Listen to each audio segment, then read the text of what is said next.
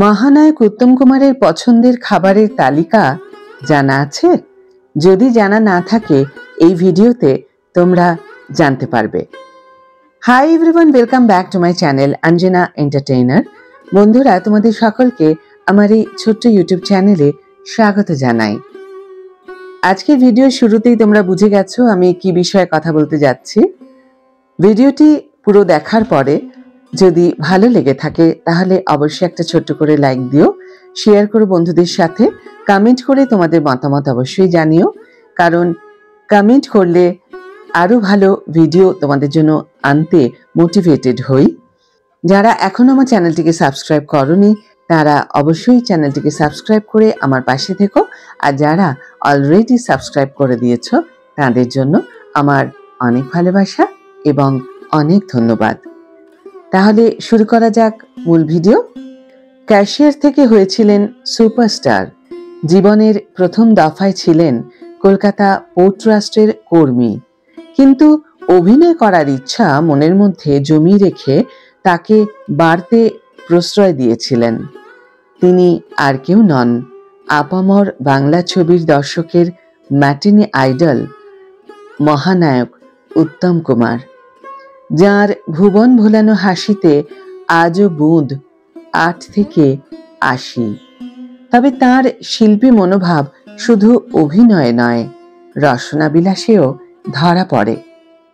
বাঙালির পছন্দের খাবার নিয়ে যে ধরনের আগ্রহ রয়েছে তার মধ্যে যেমন আসে ঠাকুরবাড়ির নানা রান্নার কথা, ঠিক তারপরেই আসে মহানায়কের খাদ্যবিলাসের কথাও।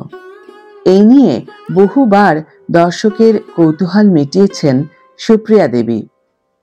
মহানায়কের পছন্দের তালিকায় ছিল কোন কোন খাবার সেটি একটু জেনে নেওয়া যাক।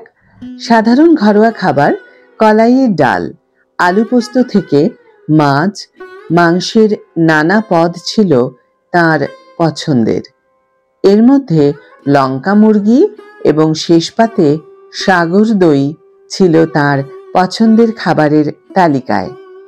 এখন এই দুই প্রধান খাবারের রেসিপি জানতে ইচ্ছে করছে না? চলো একটু জেনে নেওয়া যাক। লঙ্কা মুরগি তৈরি করতে গেলে কি কি লাগে?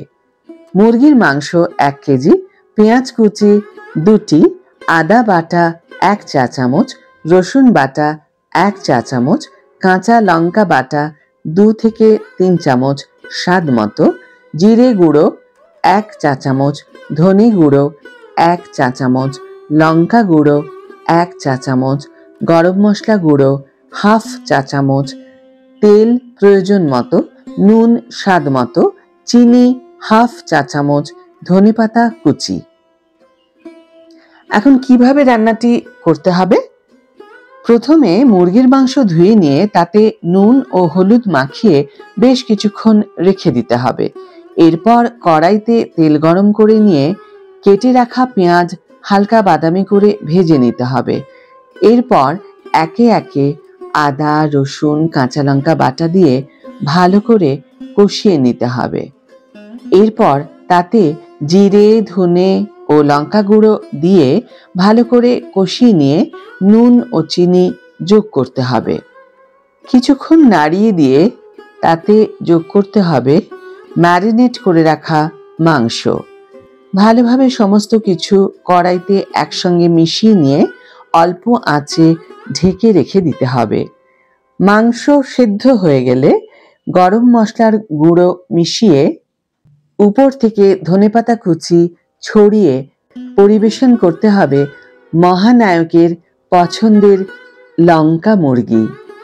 বাঙালির রসনা তৃপ্তিতে শেষ পাতে মিষ্টি মাস্ট, আর তা যদি হয় মিষ্টি দই তাহলে তার কথাই নেই।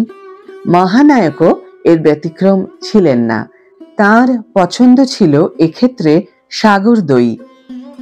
এখন আমরা একটু জেনে নিই এই সাগর দই বানানোর উপকরণ কি কি। দুধ 1 লিটার, চিনি পরিমাণ মতো, টক দই 2 টেবিল চামচ। প্রণালীটা একটু জেনে নেওয়া যাক। প্রথমে দুধ ফুটিয়ে ঘন করে নিতে হবে। এরপর তা খানিক ঠান্ডা করে নিয়ে ঈষদুষ্ণ অবস্থায় তাতে টক দই ফেটিয়ে নিয়ে মিশিয়ে দিতে হবে। এরপর একটি পাত্রে তা ঢেলে সাধারণ তাপমাত্রায় রেখে পুরোপুরি ঠান্ডা হয়ে গেলে এবার ফ্রিজে দই জমতে বসিয়ে দিতে হবে। 6 থেকে 8 ঘন্টা ফ্রিজে রেখে শেষ পাতে পরিবেশন করতে হবে উত্তম কুমারের পছন্দের সাগর দই। তাহলে বন্ধুরা, আজকে কিন্তু তোমাদের দুটি খাবারের উপকরণ এবং প্রণালী সম্বন্ধে জানালাম, যা আমাদের মহানায়কের অত্যন্ত প্রিয় খাবার ছিল। আজকের ভিডিও এখানে শেষ করছি। দেখা হবে পরের ভিডিওতে। ততক্ষণ পর্যন্ত বিদায় বন্ধু। ভালো থেকো, সুস্থ থেকো, সঙ্গে থেকো।